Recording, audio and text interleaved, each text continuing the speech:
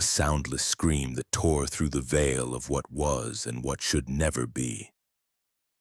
For the entity that had known only the gentle currents of a cerulean world and the warmth of a pineapple-shaped home, the transition was a violent birth into a universe drowning in its own blood. It arrived not in a flash of divine light, but was vomited forth from a weeping wound in the air itself, a shimmering, foul-smelling tear that bled oily colors into the oppressive gloom of the underhive. The anomaly sealed itself shut with a wet, final squelch, leaving its impossible progeny lying in a pool of caustic filth. The new world was a cacophony of suffering. The very air was a thick, greasy broth of chem fumes, vaporized waste, and the cloying, metallic tang of old, shed blood. Above, a sky of corroded metal and tangled, sparking conduits formed a permanent, starless night, a ceiling to a steel tomb stretching for miles in every direction. This was Hive Tertius on the world of St. Griselda's Hope, a place where hope had been systematically hollowed out, leaving only the husk of faith and the gnawing cancer of desperation. Down here in the sump, the dregs of this forgotten society festered. The creature pushed itself up, its form a parody of geometry and life. It was a sponge, a being of perfect angles and porous yellow flesh that seemed to drink in the gloom and yet radiate a faint internal luminescence. Two impossibly blue eyes, wide with a guileless wonder that was a form of blasphemy in this place, blinked away the grime. A pair of spindly legs in brown, square trousers wobbled before finding purchase on the grating. It took a deep, rattling breath, its porous lungs filtering the toxic air as if it were the sweetest sea breeze. "Well, this isn't Bikini Bottom," it chirped, its voice a flute in a choir of death rattles.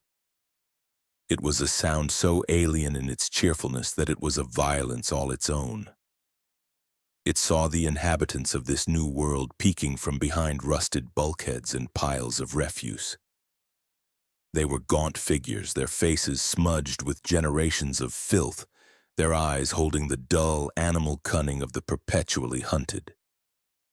Children with hacking coughs and aged, knowing eyes stared at its bright yellow form. They looked hungry.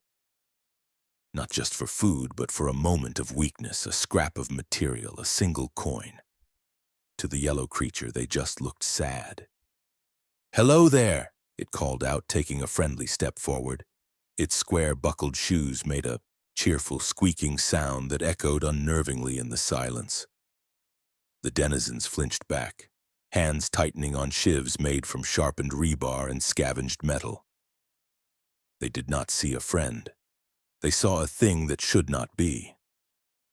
Its unnatural color, its clean, unblemished form, it was a xenos, a mutation, a demon sent to trick them. In the imperium of man, the unknown was not a source of wonder. It was a threat to be purged. One of the larger figures, a man whose face was a roadmap of scar tissue and whose arm had been replaced with a crude hydraulic piston, stepped forward. He was the alpha of this particular scrap heap. "What are you?" he growled, the words grinding in his throat like rust on iron. The yellow creature beamed, its smile a crescent of pure, undiluted joy. "I'm ready. I'm Spongebob," it declared, placing its hands on its hips in a posture of heroic readiness. The name meant nothing. The gesture was an invitation to violence. The piston-armed man glanced at his pack, a silent command passing between them. They began to circle, their movements slow, predatory. This thing was soft. It looked weak. Perhaps it was edible. Perhaps its strange skin could be sold. SpongeBob's smile didn't falter. He simply saw a group of new people who seemed a little grumpy. "Is this a welcome party?" he asked, his voice echoing with genuine excitement. "I love parties. Do you have any games? How about a bubble-blowing contest?" He inhaled, his cheeks puffed out, and from his mouth came not a bubble of soap, but a shimmering, perfect sphere that caught the dim light. It floated towards the gangers, a globe of impossible innocence in a world that had forgotten the concept. The piston-armed man stared at it, his face a mask of confusion and disgust, before shattering it with a backhand swing of his metal fist. The game, it seemed, was about to begin. The gangers did not wait for a second invitation. With guttural roars that were more animal than human, they descended upon the yellow creature. The piston-armed man led the charge, his metal fist swinging in a deadly arc aimed at Spongebob's head.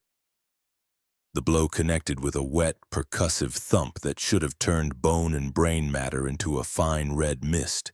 Instead, the creature's porous head simply compressed, absorbing the entirety of the kinetic force.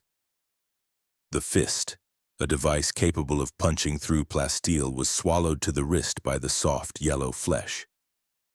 Spongebob wobbled on his feet, his head momentarily shaped like a concave bowl around the man's arm, before it popped back into its perfect square shape with a cheerful sproing. His wide blue eyes blinked. Wow, a surprise hug. You guys really know how to make a new sponge feel welcome. The ganger stared at his trapped fist, his face a canvas of disbelief that was rapidly turning to terror. He tried to pull his arm back, but the porous body held it fast. Other gangers swarmed in, their crude weapons rising and falling. A sharpened pipe glanced off Spongebob's shoulder with a dull squeak. A rusty shiv was jabbed into his side, only to sink harmlessly into his body up to the hilt, its wielder looking just as shocked as the leader. The creature giggled. Ooh, that tickles. It was not a sound of madness, but of genuine childlike amusement. This was the core of the horror for the underhivers. Its reactions were simply wrong. Pain was a currency in the sump, the only truth that bound everyone together. This thing did not acknowledge that truth. It was a living heresy. With a mighty heave, the leader wrenched his piston arm free. He stumbled back, staring at the smiling anomaly that showed no wound, no anger, no fear. Spongebob, for his part, decided the game was a bit too one-sided. My turn, he announced brightly. He took a deep breath, his square form swelling like a bellows, and then let loose a torrent of high-pitched, infectious laughter. The sound was so pure, so utterly devoid of malice that it was a weapon in its own right. It scraped against the gangers' minds, a psychic irritant that felt more invasive than any blade. As he laughed, his body began to contort, one arm stretched like rubber, wrapping around the piston man's weaponized limb and tying the entire apparatus into a neat, metallic bow. Another arm snaked out and plucked the shivs from his other assailant's hands before they could strike again. He was not fighting them. He was disarming them with the effortless reality-bending physics of his origin. He saw no enemies, only friends engaged in a very strange, very rough game of tag. You're all very energetic, he complimented them, his smile never wavering. You must get a lot of exercise. The gangers were broken. They fell back, their faces pale with a primal fear. This was no mutant. It was a demon. It had to be. A creature of the warp, a jester of the ruinous powers sent to mock their suffering. They dropped their remaining weapons and began to back away, whispering prayers to the God Emperor, their pleas echoing in the cavernous dark. It was then that a new sound cut through the gloom, the rhythmic synchronized slam of heavy boots on metal grating. A harsh white light sliced through the darkness, pinning the scene in its unforgiving glare. Silhouetted against the beam were three figures in black, carapace armor, their faces hidden behind the impassive, scowling masks of Adeptus Arbites enforcers. Their shotguns were held at the ready, the iconic symbol of the Imperial Aquila emblazoned on their shoulder pauldrons. They saw the scene before them, a pack of known sump gangers disarmed and cowering, and a bizarre yellow xenoform standing in their midst, unharmed and radiating an aura of profound wrongness. The senior officer raised a hand, his vox-amplified voice booming with cold, absolute authority. Cease all activity, identify creature, by the Lex Imperialis you are commanded. Spongebob turned to face the newcomers, his face lighting up even more. Oh, hello, officers. Thank goodness you're here. These fellows were just playing a little too rough. He waved a friendly four-fingered hand. The lead enforcer didn't hesitate. To him, this was an open and shut case of an unregistered psyker or alien entity inciting a riot. Anomaly is hostile. Subdue and contain. The enforcers did not need the command repeated. The air cracked as their combat shotguns unleashed a volley of solid slugs, each the size of a man's thumb. The projectiles tore through the gloom, destined to pulp whatever they hit. They struck the yellow creature dead center, but there was no impact, no spray of blood or viscera. The slugs simply passed through him, leaving perfect cartoonish holes in his porous torso. For a moment, one could see the rusted wall behind him directly through his body. Spongebob looked down at the new perforations in his chest, a flicker of surprise in his eyes. Oh my, a little drafty, he observed, and then his body quivered like gelatin, the holes closing up as if they had never been. This act of impossible regeneration was the final straw. It broke the rigid procedural minds of the enforcers. This was not flesh and blood. It was warp craft of the highest order.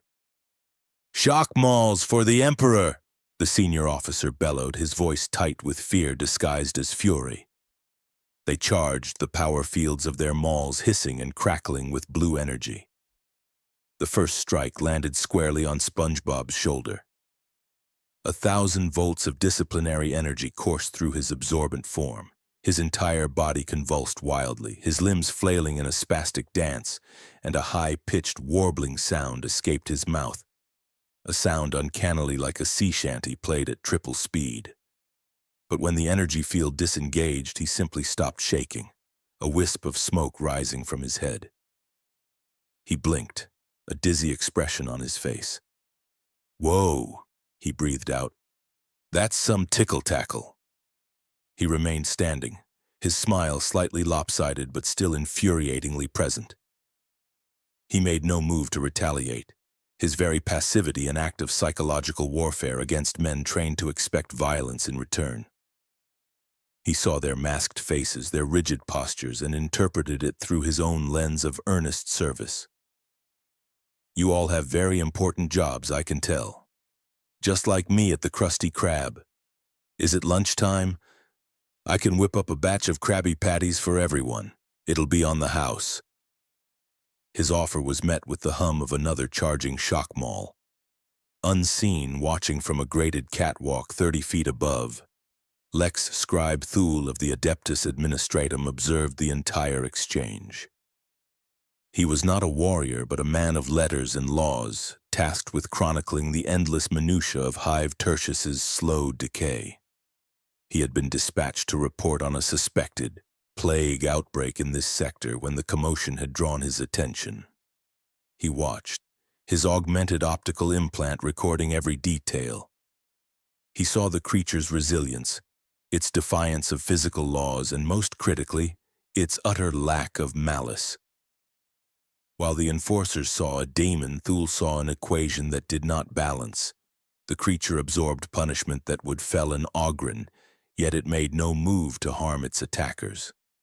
It babbled about friendship and offered food. It was inefficient. It was illogical. It was, to his analytical mind, utterly fascinating. Down below, the enforcers had finally managed to ensnare their target in a weighted suppression net. The heavy metallic coils wrapped around Spongebob, and though the embedded stun emitters seemed to have little effect beyond making him hum loudly, the sheer mass of it pinned him to the grating. He was bundled up, a bright yellow parcel of confusion. "Ooh, a blanket!" he exclaimed, his voice muffled by the net. "A little scratchy, but cozy." As the enforcers began to haul the incomprehensible being away, Thule was already dictating his report into a worn data slate, his voice a dry, emotionless monotone that cut through the lingering stench of ozone. Log entry 743 Delta. Encounter with unidentified biological entity Sector Gamma 9 Sump. Designation: Subject Porifera.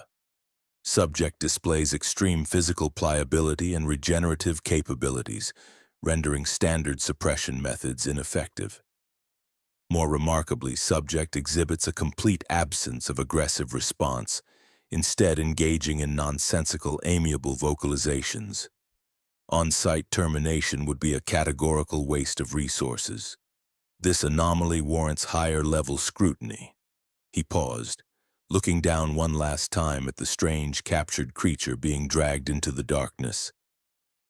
Priority signal transmitted to the Ordo Xenos. Some riddles are not meant for policemen to solve. The journey from the sump was a disorienting smear of echoing corridors, grinding lifts, and the oppressive, ever-present press of humanity. Spongebob, still bundled in the heavy net, was treated not as a prisoner but as cargo, unceremoniously loaded onto a transport sled. He tried to make conversation with his captors, asking their names, complimenting the riveting on the walls, and inquiring about the local jellyfish fields, but his questions were met with a stony, fearful silence. The enforcers kept their distance, their hands never straying far from their weapons, their masked faces betraying nothing. To them, the creature's incessant, cheerful babbling was the litany of a mad god, each friendly word a potential psychic barb. They did not take him to a common holding cell. Lex Scribe Thul's priority signal had been received, and the gears of a vast, ancient bureaucracy had begun to turn. The name Ordo Xenos carried a weight that could bend local authority to its will. Spongebob was rerouted, taken up through the hive, climbing from the crushing dark of the sump to the smog-choked but relatively ordered mid-levels. He was brought to a gray, featureless spire that bore no markings save for a single stylized eye above its blast doors, the sigil of the holy ordos of the Emperor's Inquisition. Here the air was different. It was cold, sterile, and smelled of antiseptic and ozone. The enforcers handed their captive over to a new set of guards, men and women clad in sleek black carapace armor, their faces grim and professional. These were inquisitorial stormtroopers, soldiers who had seen the true horrors of the galaxy and had not flinched. They showed no fear of the yellow creature, only a detached clinical readiness. Spongebob was unceremoniously dumped from the net onto the polished chrome floor of a featureless white room. The walls, floor, and ceiling were seamless, bathing the chamber in a flat, shadowless light that offered nowhere to hide. "Hello," Spongebob said, popping back up to his feet. "This place is very clean. Do you have a name for it? I'd call it the Big White Box of Cleanliness." His voice, so out of place, echoed in the sterile silence. A section of the far wall shimmered and became transparent, revealing an observation chamber. Behind the thick sheet of reinforced plastic stood a woman. She was tall, severe, with hair the color of ash pulled back into a tight, disciplined bun.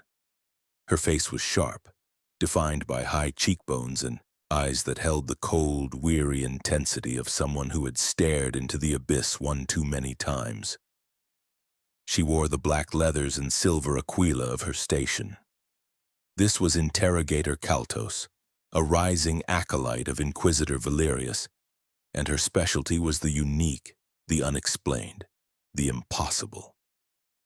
The file on Subject Porifera was the most illogical data slate she had read in her career. "Subject," she began, her voice amplified into the room devoid of any warmth. "You are in a secure interrogation cell under the authority of the Imperial Inquisition. Your designation is Xenoform Yellow 7.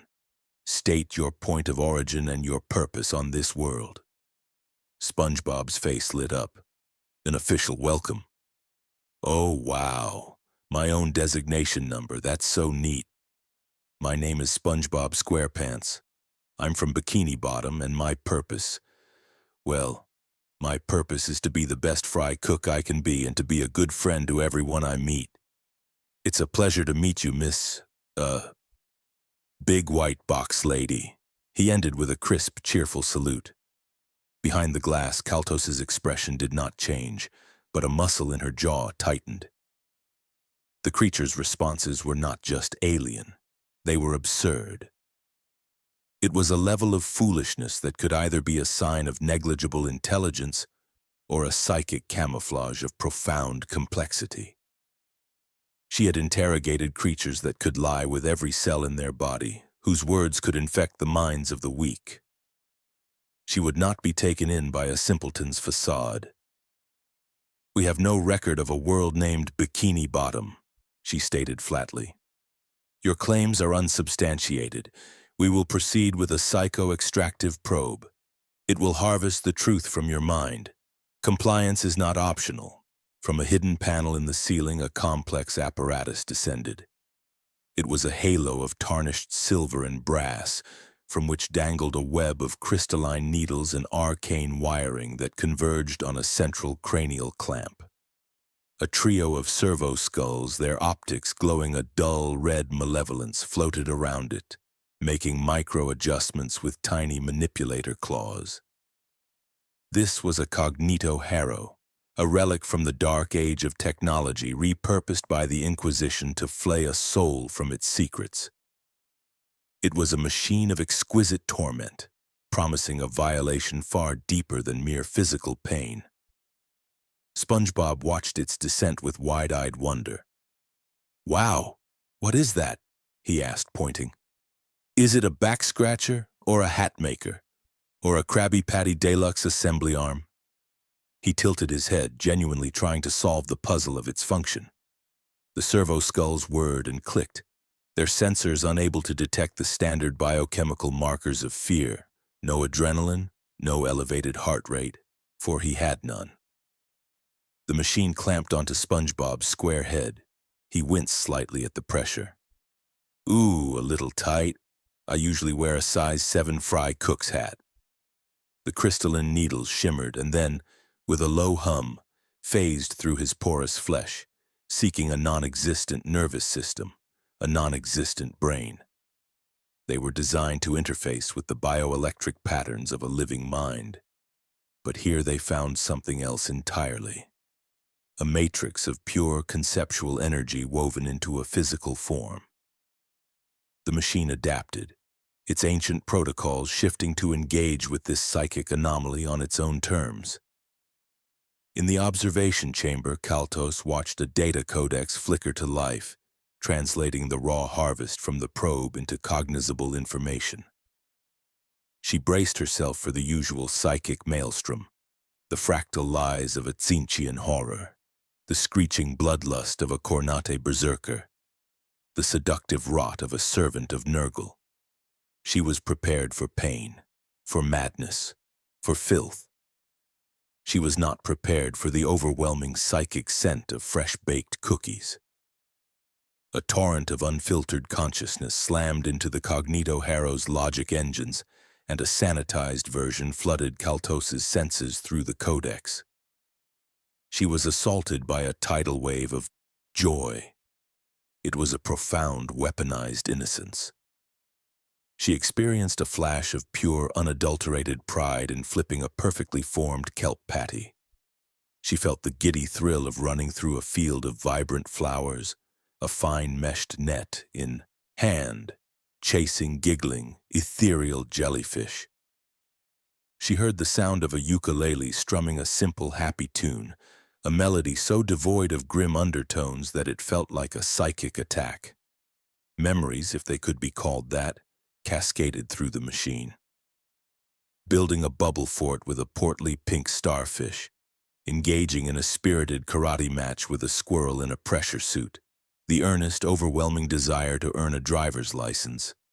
A failure met not with despair, but with renewed, hopeful determination for the next attempt. The machine's diagnostic runes began flashing amber, then red. It was trying to categorize the data, but found no reference in its millennia-old library of horrors. There was no deceit, no ambition, no lust, rage, or despair.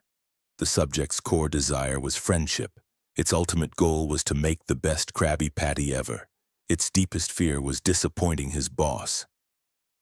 The Cognito Harrow, a device that had broken greater demons and psychically vivisected Eldar warlocks, was being systematically overwhelmed by radical weaponized sincerity. Kaltos stumbled back from the console, her hand flying to her temple. The psychic residue was like a saccharine poison, a light so bright it burned her soul. This was not a mask. This was not a deception. The probe had harvested the truth, and the truth was utterly, incomprehensibly insane. This creature's mind was a sanctuary of benign, idiotic purity in a galaxy where purity was a myth and innocence was a death sentence. The machine let out a high-pitched scream of tortured metal and logic, and the needles retracted from Spongebob's head. The apparatus powered down, defeated. In the white room, Spongebob shook his head as if waking from a pleasant dream. "Wow," he said, his voice full of awe. "That was amazing.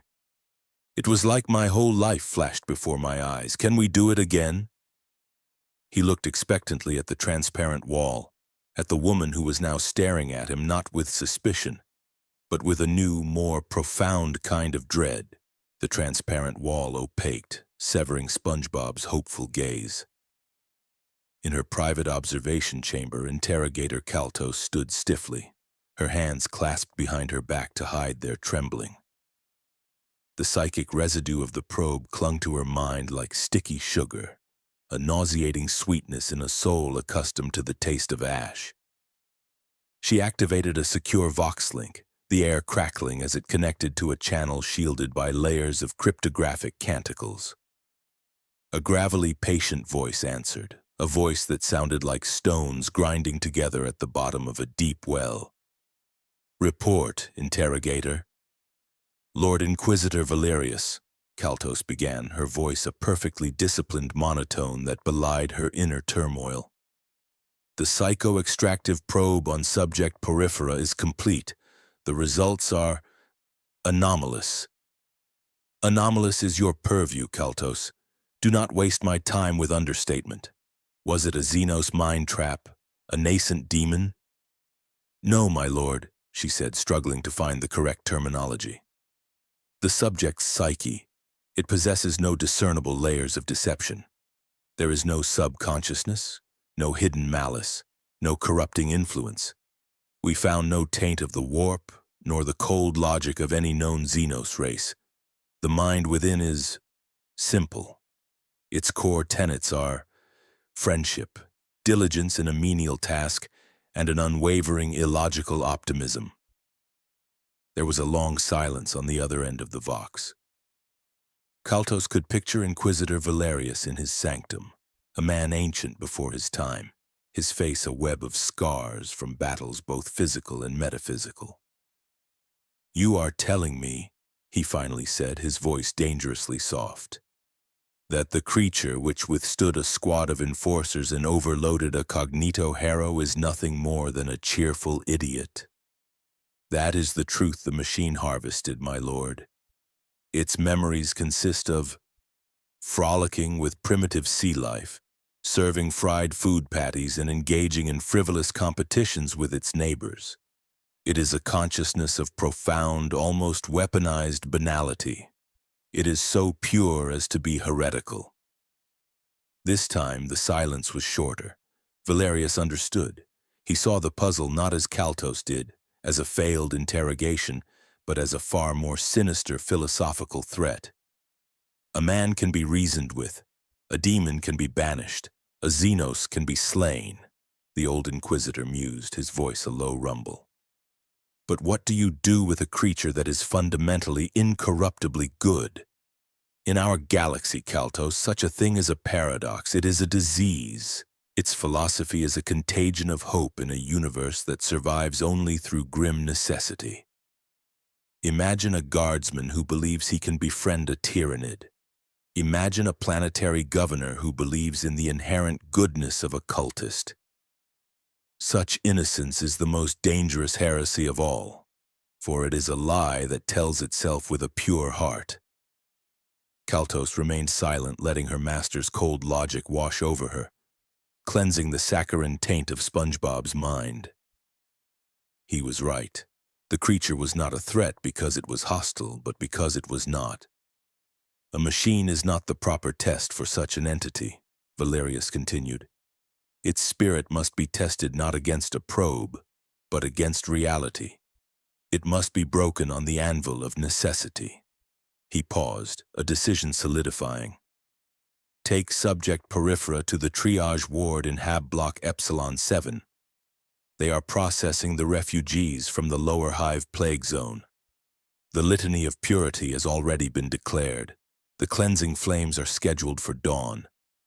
I want our subject to see the calculus of survival with its own impossibly blue eyes.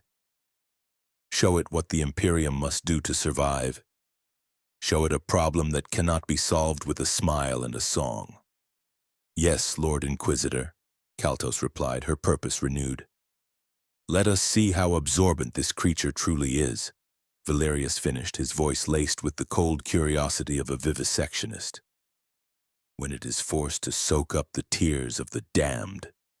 The Vox link clicked off, leaving Kaltos alone in the silence, her orders clear.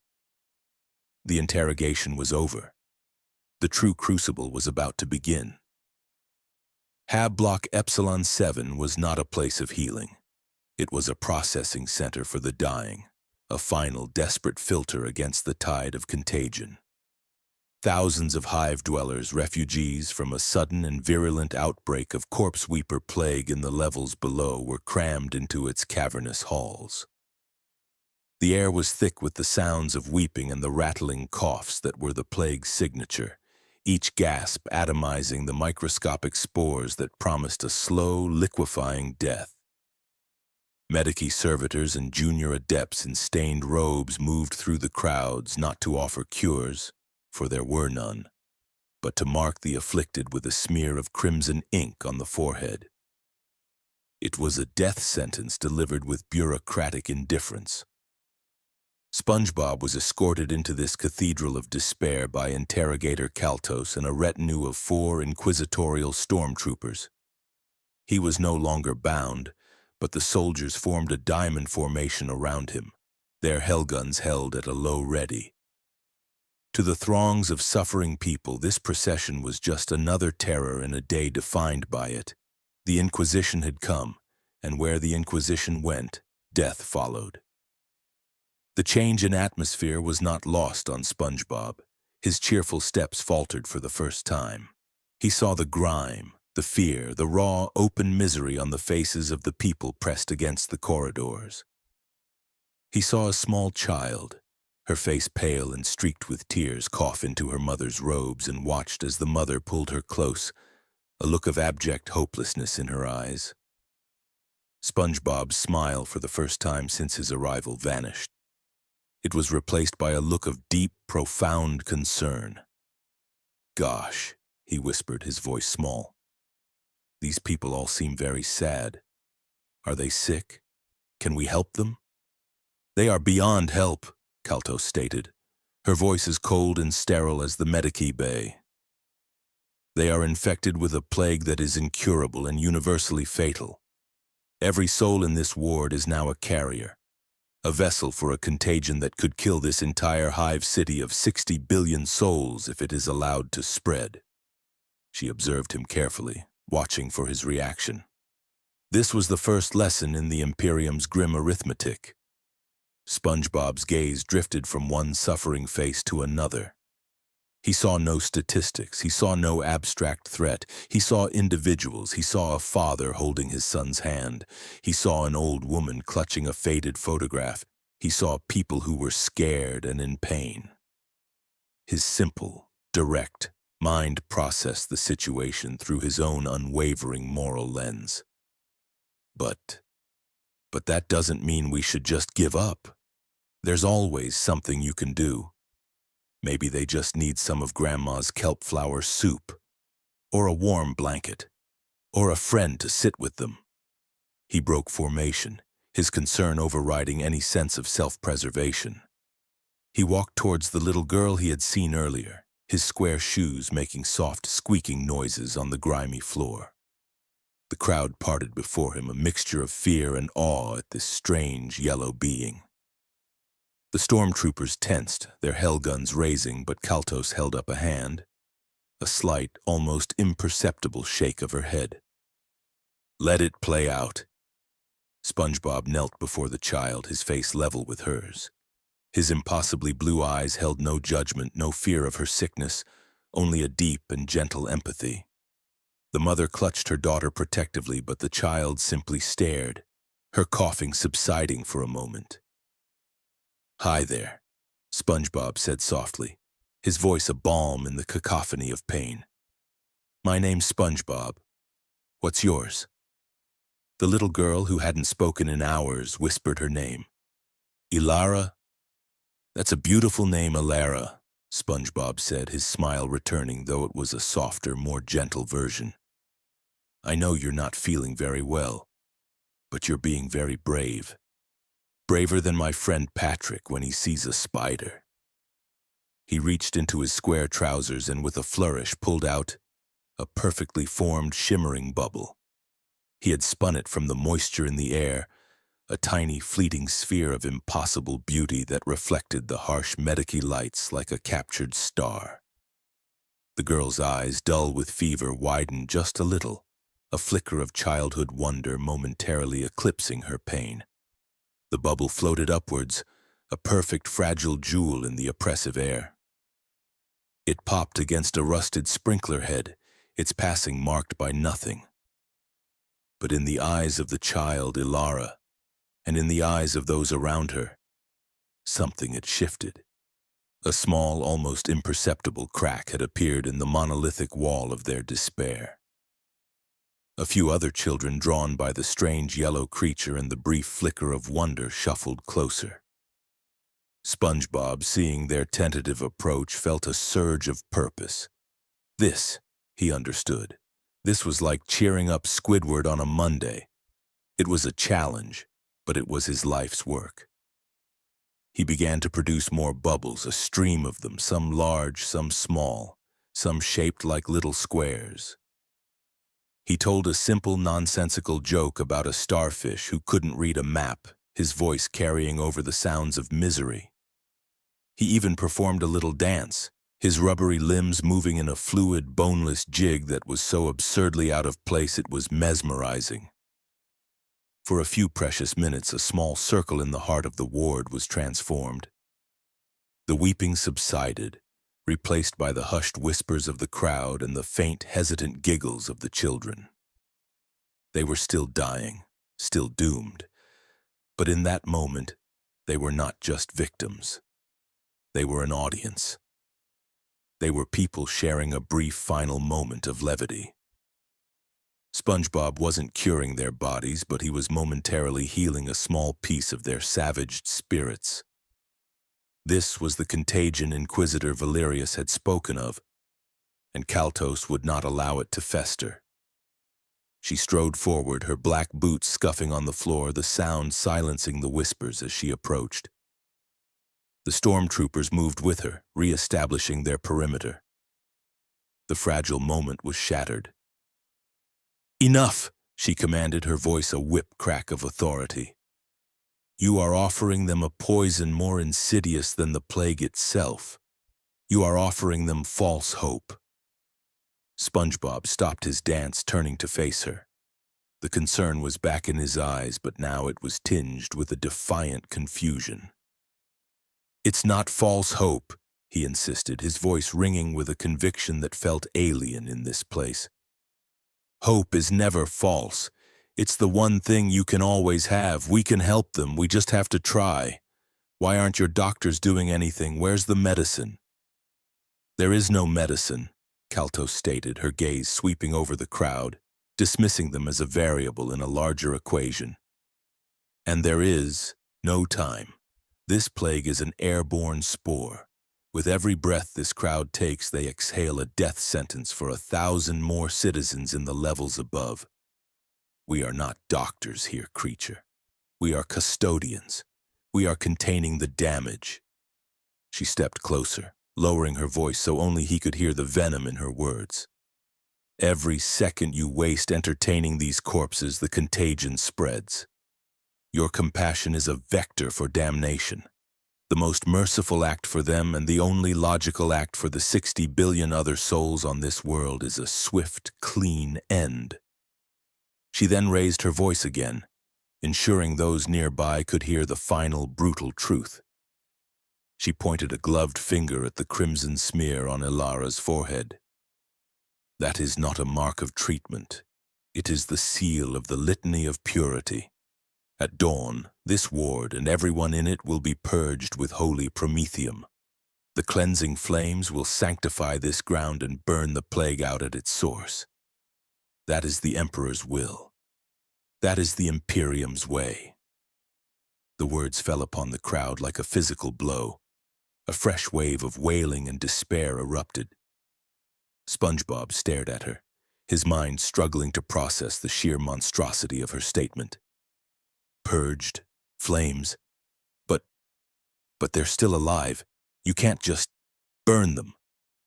We can, and we must, Kaltos pressed, her cold eyes boring into his. And now you have a choice.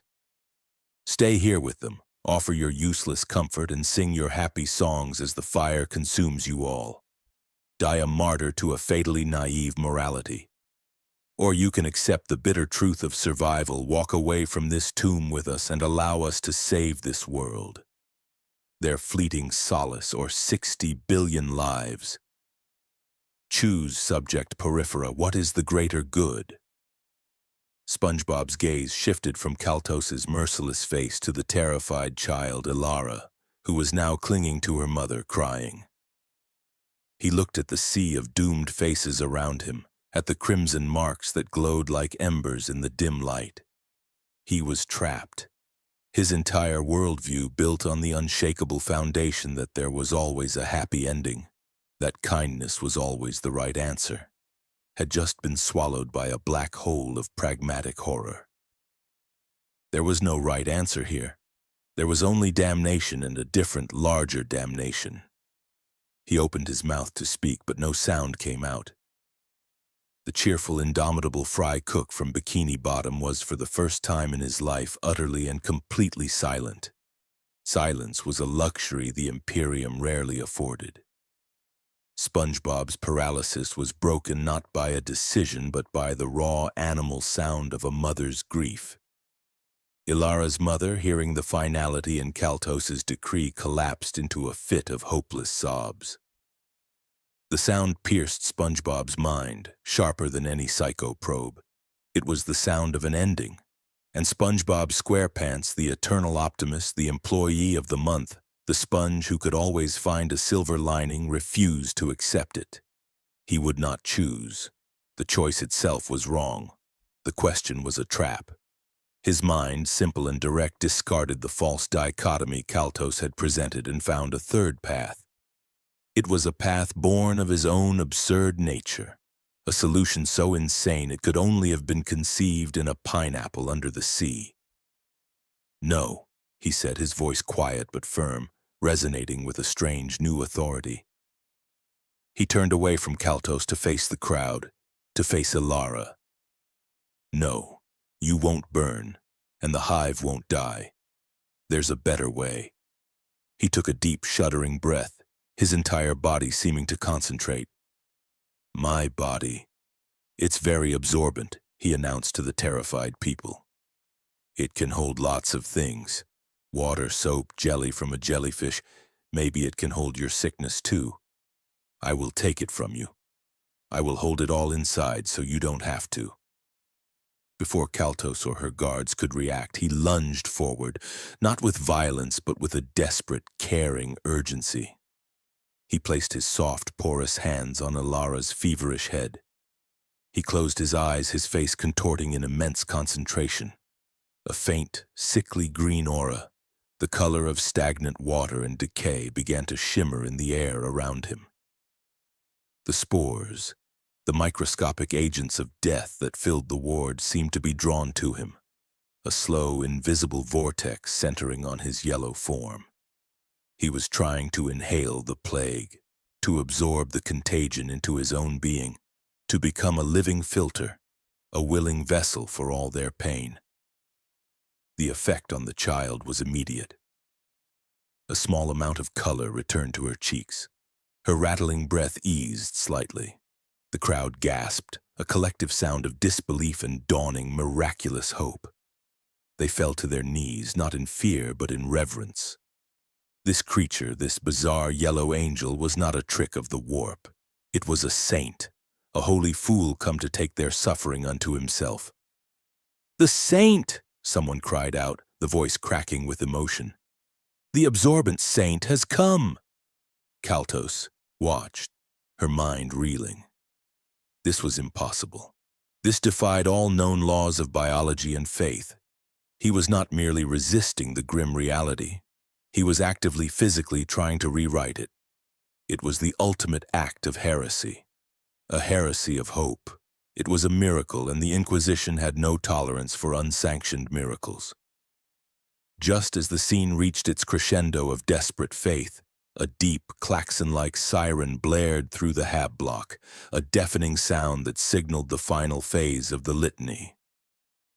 Massive plasteel blast doors, feet thick, began to descend from the ceiling, their grinding descent the very sound of doom. Through the reinforced portholes, the looming figures of the Sanitatis purgers could be seen. Their heavy asbestos-lined armor and the long nozzles of their promethium incinerators silhouetted against the harsh corridor lights. The time was up.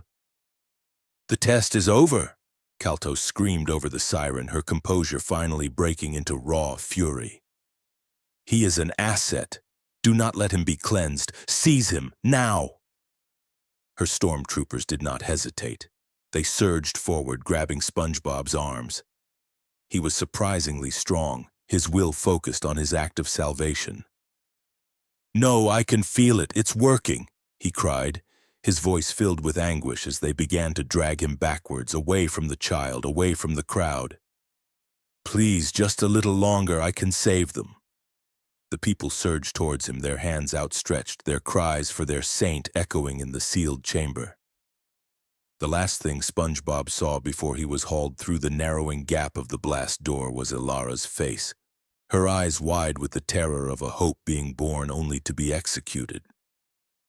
He reached a hand back, his fingers stretching, straining to connect one last time.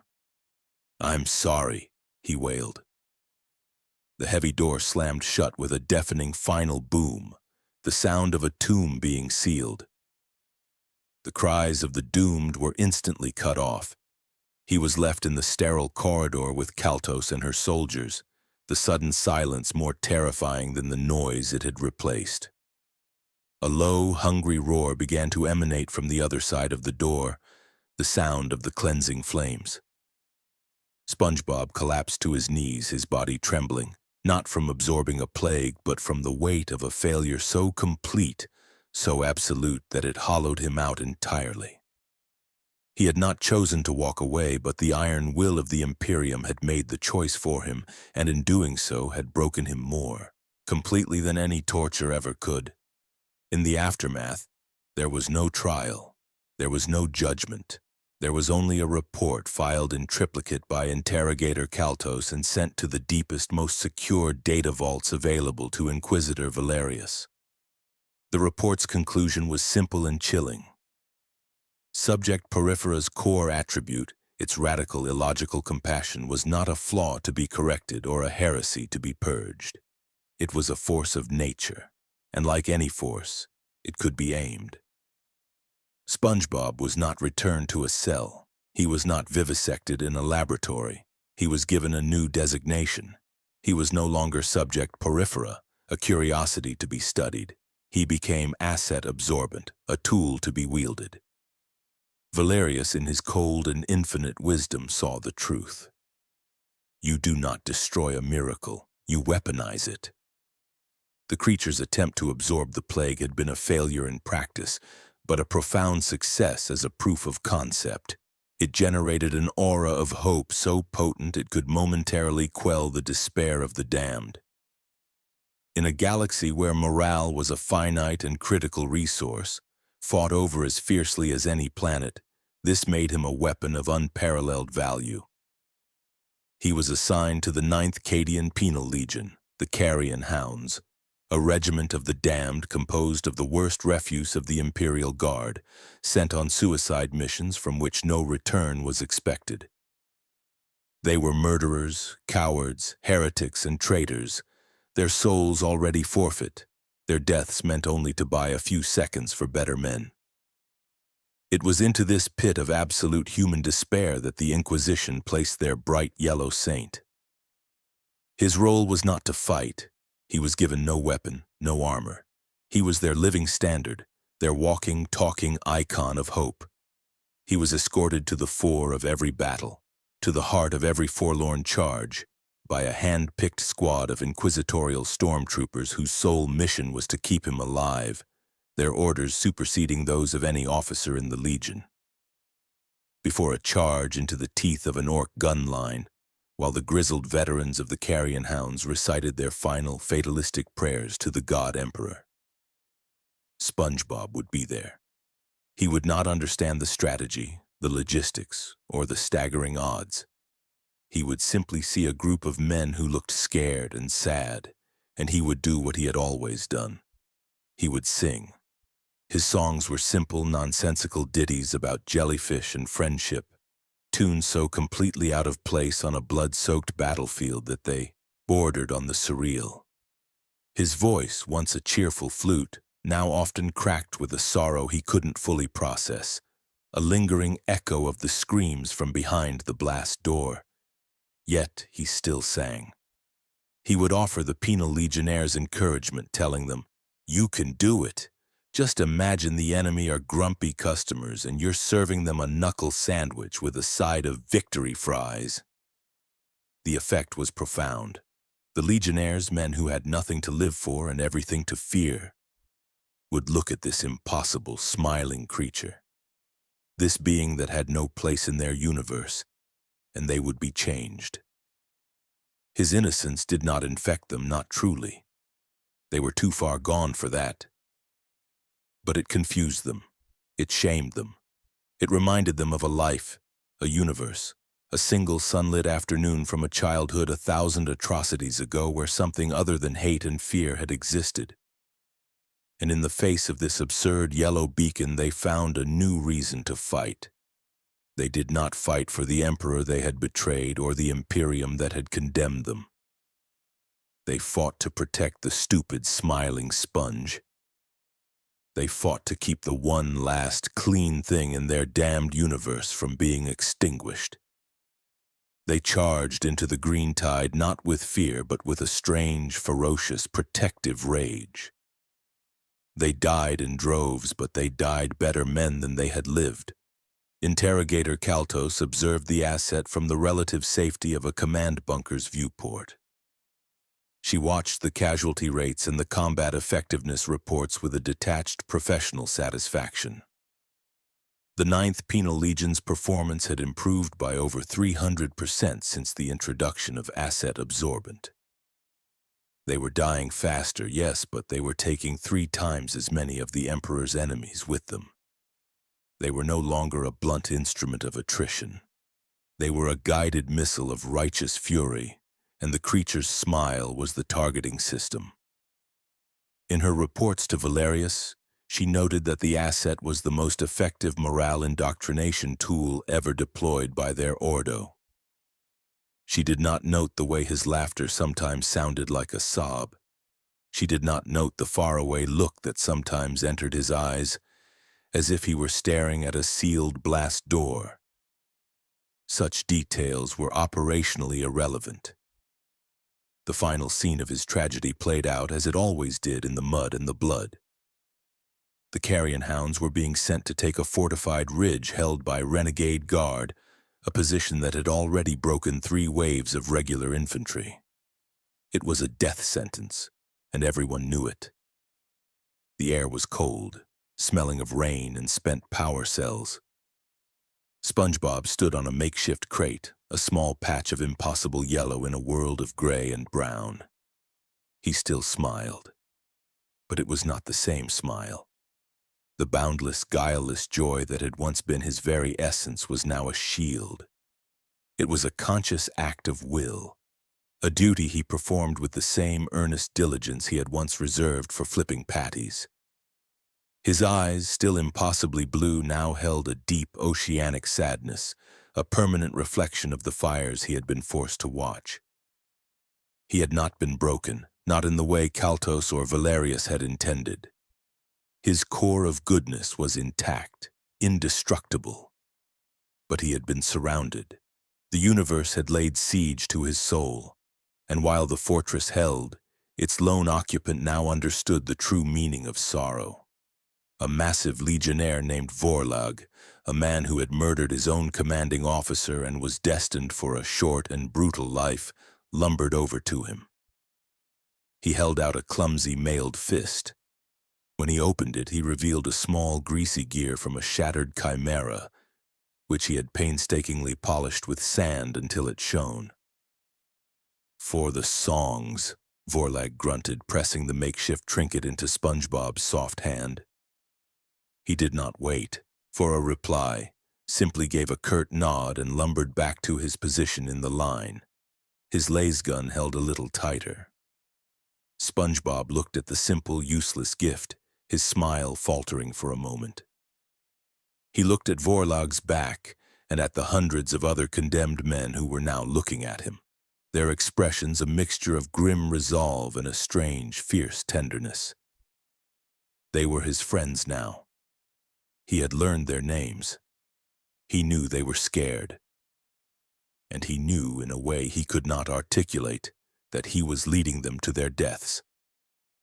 The Vox siren screeched, the signal to attack. The officers screamed, "Over the top! For the Emperor!"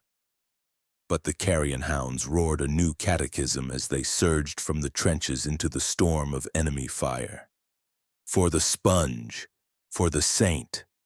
Spongebob stood alone on the crate, the polished gear clutched in his hand, and he waved as his friends charged into the meat grinder. He waved and he smiled, his face a mask of weaponized cheer. He did not save them. He could not stop the violence. His light did not banish the darkness, it only made the shadows deeper. He was the Absorbent Saint of the 41st Millennium, a holy fool trapped in a cage of irony. His every act of love was now a component in the machinery of hate. His every song of peace was a prelude to the symphony of war.